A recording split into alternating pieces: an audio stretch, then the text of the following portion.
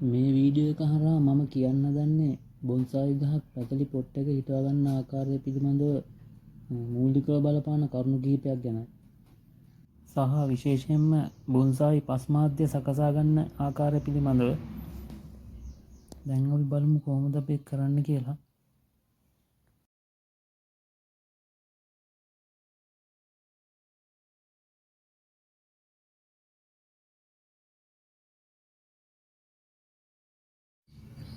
මුලින්ම පැකට් එකේ ඇති පස් ටික අපි හෙමින් සීරුවේ බුරුල් කරගන්න ඕනේ.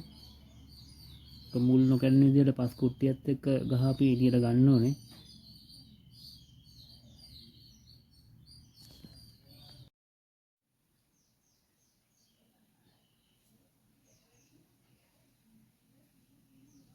පැකට් වල ඉඳපු පුංචි පැල දැන් ටිකක් ලොකු වෙලා මම මේ පැල ටික වෙනම අයින් කරලා තියා ගන්නවා.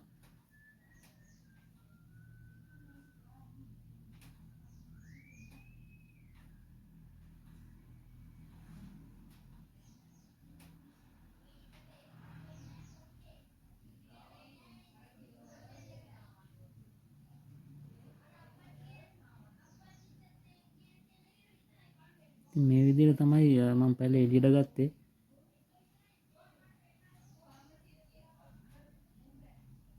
දැන් අපි මේක මේ මුල් නොකඩෙන ආකාරයෙන් මගේ පොඩි ටූල් එකක් තියෙනවා. ඒ ටූල් එක භාවිතා කරලා පස් ටික හැමීට අයින් කර ගන්නවා. මුල් ටික පාද්ද ගන්න ඕන නිසා.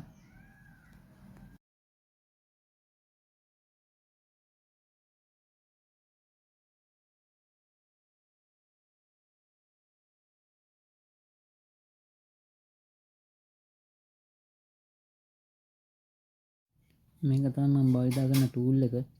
මේක ඇලුමිනියම් කම්බි වලින් හදලා තියෙනවා. ඔයාලටත් හදා ගන්න පුළුවන් මේ වගේ එකක් ලේසියෙන්ම.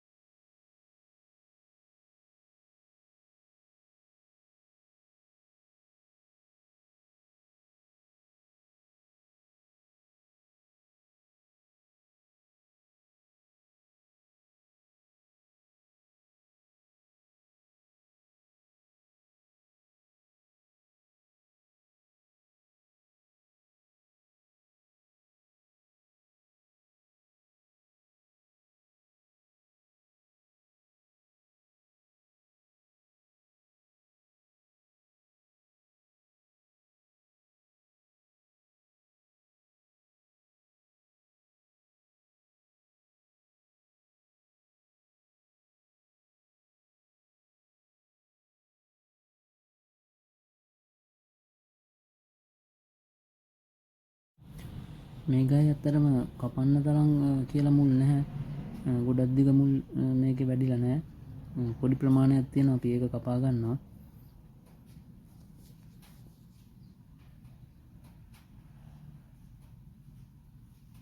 මේ කතරක් භාවිතා කරලා මුල් ටික හැමින් සීරුවේ කපා ගන්න ඕනේ.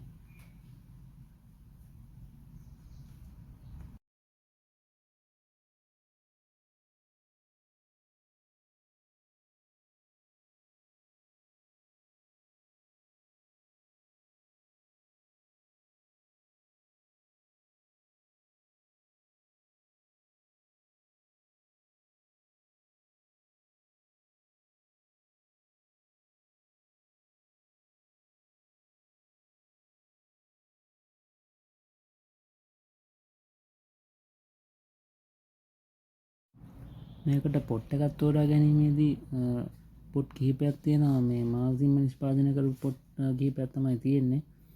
ගහේ සයිස් එක අනුව තමයි අපි පොට් එකක් තෝරගන්නේ. මම හිතනවා මේ උඩම තියෙන රවුම් පොට් එක මට සෑහෙනවා මේ ගහ දාගන්න. මම මේ රවුම් පොට් එක තෝරගන්නවා.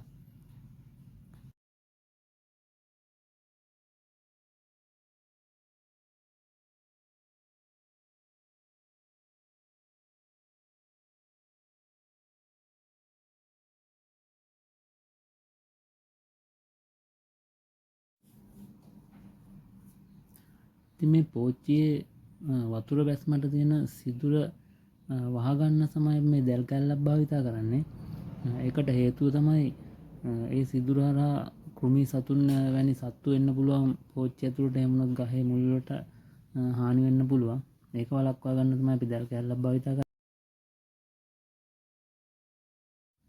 ඉතින් මේ වගේ ඇල්මිනියම් කම්බියක් භාවිත කරලා මේ මම නමන ආකාරයට නමාගෙන ඒක පෝච්චියේ යටපැත්තෙන් ඇතුල් කරන්න ඕනේ. ඇතුල් කරලා ඒකේ දවට ගන්න ඕනේ දැල් කෑල්ල. එහා මෙහා යනවට ඔයාලට පේනවාද මේ ආකාරයෙන් නමා ගන්න.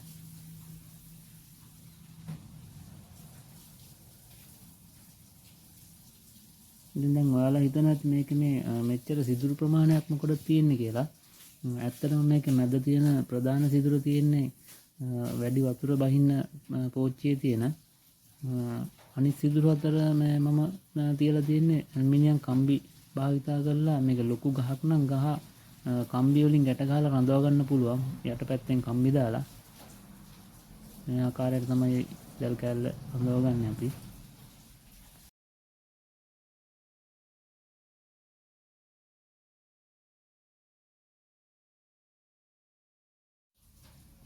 ඇත්තටම බොන්සායි ගහක් පැතලි පෝච්චියකට මාරු කරනකොට අපි පස්මාද්‍ය ගැන ගොඩක් වෙලාට සැලකිලිමත් වෙන්න ඕනේ.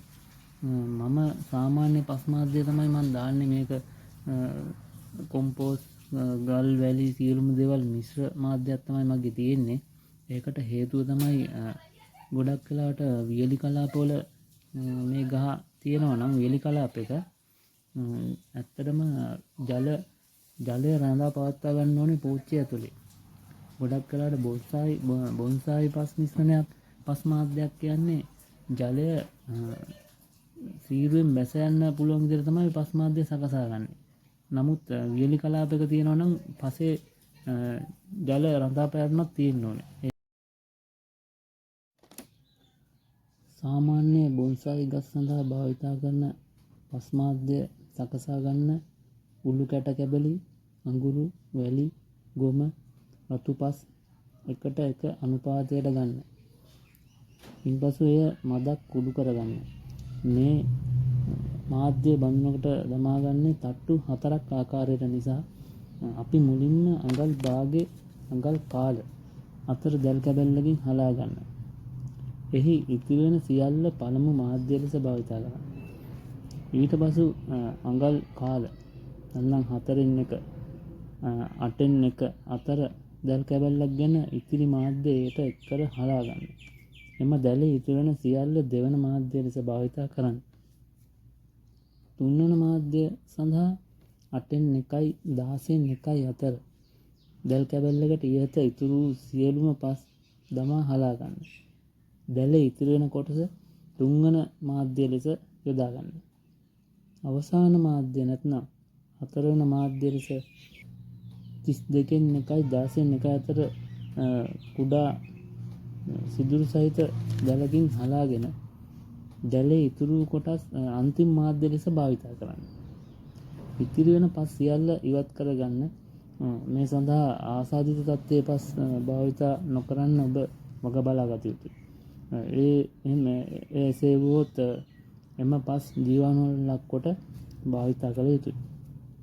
පළමු හා දෙවන මාධ්‍ය දෙක පෝච්චියේ යටට දමා ගස ඒ මත තබා ඊළඟ මාධ්‍ය දෙක පිළිවෙලින් භාවිතා කරන්න ඔබ වග බලා ගන්න. ඒ විදිහට තමයි අපි පස් මාධ්‍ය සකසා ගන්න. ඔයගොල්ලන්ට ඒක ලේසියෙන් කරගන්න පුළුවන්.